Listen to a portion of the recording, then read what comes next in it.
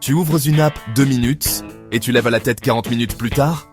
Si ça t'arrive avec les écrans, les jeux, les achats, le sucre ou la nicotine, cette vidéo est pour toi. Aujourd'hui, je te donne 7 étapes simples et concrètes pour reprendre le contrôle, sans culpabilité et sans discours moralisateur. Salut, bienvenue sur la chaîne.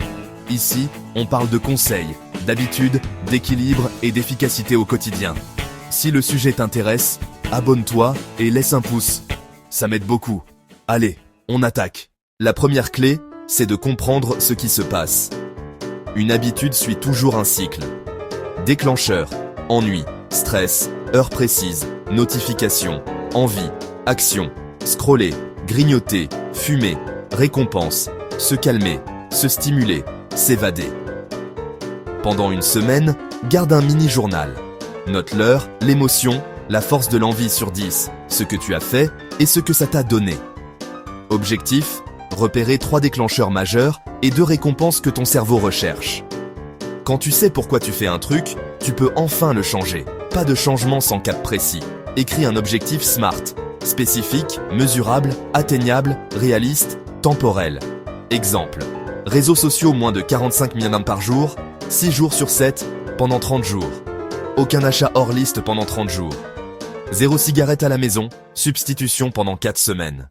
L'erreur classique, c'est vouloir résister en s'exposant à la tentation. Mieux, rendre le mauvais choix difficile. Désinstalle l'app la plus addictive, déconnecte-toi, mets un mot de passe long. Utilise des limiteurs. Temps d'écran, app limite, bloqueur de site, coupe les notifications, push. Change l'environnement. Pas d'écran dans la chambre, aliments à risque, hors de vue. En parallèle, facilite le bon choix. Tenue de sport prête, livre papier sur la table. Ton cerveau cherche une récompense. Apaiser, stimuler, socialiser. Au lieu d'arracher l'habitude, fournis une alternative qui donne presque la même sensation. Crée ton menu anti-envie de 15 minutes. Marche rapide, 20 pompes ou 30 squats. Respiration 4, 7, 8. Douche tiède, appel à un proche. Grand verre d'eau plus tisane. Dis-toi, juste 5 minutes. L'envie culmine généralement autour de 10-15 minutes, puis retombe. Il suffit souvent de surfer la vague. Les écarts arrivent quand on est hungry, faim, angry, énervé, lonely, seul, tired, fatigué. Sommeil, 7-9 heures. Heure de coucher stable, 0 écran 60 min avant. Stress, 3 fois 5 minutes de respiration par jour. Relation, un échange de qualité par jour. Énergie, 150 minutes d'activité physique par semaine, protéines plus fibres à chaque repas.